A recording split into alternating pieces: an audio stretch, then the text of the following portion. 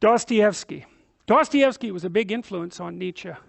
And it's very interesting to read them in parallel because Dostoyevsky is of course a dramatist and Nietzsche is a philosopher, and it's almost as if Dostoyevsky wrote the drama and Nietzsche provided the philosophical commentary. They're very, very powerful to read together.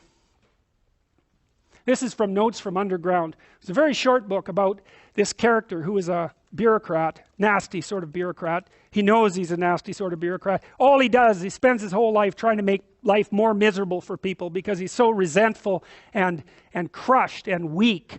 And so he just did nothing but abuse his bureaucratic position and used his trivial bit of power to lord it over people. He gets a little bit of an inheritance and quits. And this is his confession, Notes from Underground. He's the underground man. It's a brilliant book. It's viciously funny, and it's so psychologically alive. If you're interested in psychology, it's a spectacular book, and it's only about 100 pages long. Anyways, he's arrogant and nihilistic and resentful, and what he does is he tries to justify his life to himself and does a very poor job of it, even though he's trying to be honest. There's a lot of honesty in it. At one point, he meets a woman who's been forced out onto the streets because there weren't very many options for women in the Victorian period who had fallen afoul of economic necessity, and he basically, in a fit of false messianism, offers to save her, which he can't because he's completely useless. He can't save himself even, but he offers to save her, and she more or less accepts. And then when she shows up, having sacrificed a tremendous amount to do so, he basically tells her that he was toying with her and joking, and makes her situation far worse than it was to begin with. It's a brilliant book. Because you see, he repents. He says what he's like. He's this horrible person. He knows it. Weak and resentful. And then he confesses. And then he says, well, now I've confessed. I'm a better person. Then he tries to do something good. But he hasn't changed a bloody bit. Not a bit. The confession was just to make himself feel better. And so he offers to help someone and pulls them right right under the water where they drown. It's an amazing book. And this is from Notes from Underground. In short, one may say anything about the history of the world. Anything that might enter the most disordered imagination.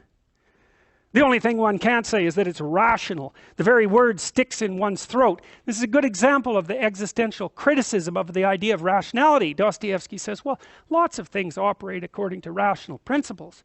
But let's think about history for a minute, especially from the perspective of a thinking and feeling being. History is a slaughterhouse. It's a catastrophe. And how would you ever consider that something rational? Dostoyevsky's point is rationality fails in its analysis of something as complex and terrible as history. The only thing one can't say is that it's rational. The very word sticks in one's throat. In short, one may, and indeed this is the odd thing that is continually happening.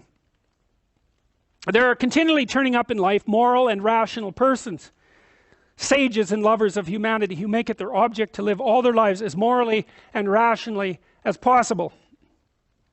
So to be, so to speak, a light to their neighbors, simply in order to show them that it is possible to live morally and rationally in this world.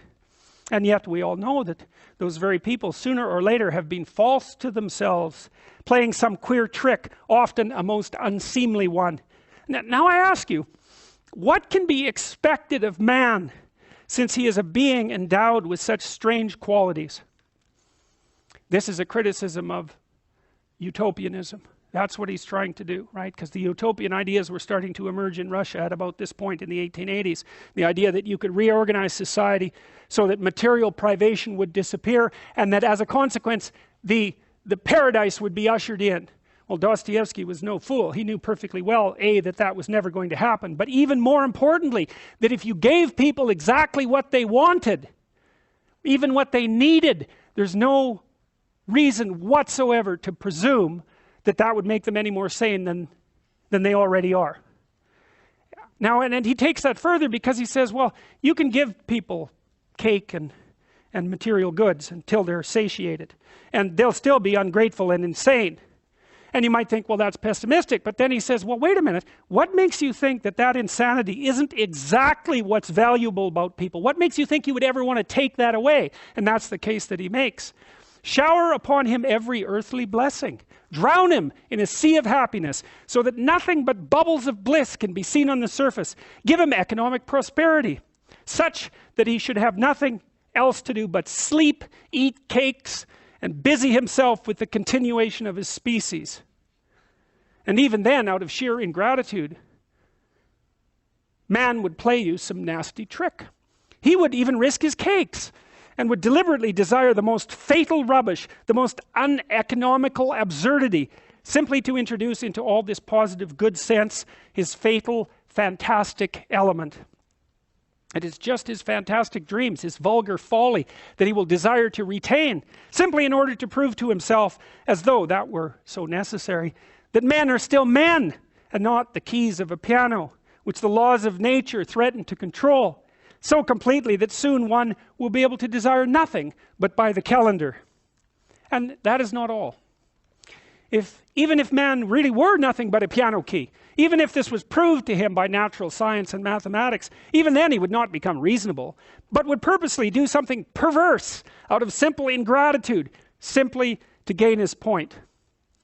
And if he does not find means, he will contrive destruction and chaos, will contrive suffering of all sorts, just to gain his point. He will launch a curse upon the world. And as man is the only animal that can curse, it's his privilege, the primary distinction between him and other animals. Maybe by his curse alone he will attain his object. That is, to convince himself that he's a man and not a piano key. And if you say that all of this too can be calculated and tabulated, chaos and darkness and curses, so that the mere possibility of calculating it all beforehand would stop it all, and reason would reassert itself, then man would purposely go mad in order to be rid of reason and gain his point. I believe in it. I answer for it. For the whole work of man really seems to consist in nothing but proving to himself every minute that he's a man and not a piano key. It might be at the cost of his skin. It might be by cannibalism.